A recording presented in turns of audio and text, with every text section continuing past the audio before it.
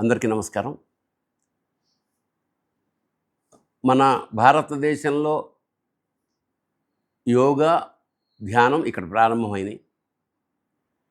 అయితే ధ్యానాన్ని జీవితంలో భాగం చేయాలి అని విస్తృతంగా ప్రచారం చేసిన మహానుభావుడు పత్రి గారు.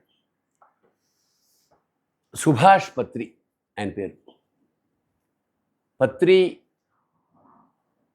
అంటే ఏమిటంటే, మనం వినాయకుడికి ఆకు పూజ చేస్తాం. ఆకులు ఎప్పుడైతే పూజ చేయబడ్డాయో అవి పత్రిగా మారతాయి. ఎప్పుడైతే తింటున్న అన్నం దేవుడికి సమర్పిస్తామో అది నైవేద్యం అయిపోతుంది. అలాగే తాగే నీరు దేవుడి ముందు పెడితే తీర్థం అయిపోతుంది. ఇలాగా ఒక ట్రాన్స్ఫర్మేషన్.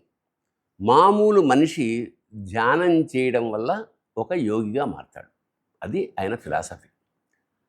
సో బుద్ధుడు ప్రతిపాదించిన ఆనాపానసతి అనే ఒక ప్రక్రియని ప్రపంచవ్యాప్తంగా పరిచయం చేసిన మహానుభావుడు పత్రి గారు. అంటే కొంతమంది కారణ జన్ములు ఉంటారు, కొన్ని చేయడానికి కొంతమంది పుడుతుంటారు.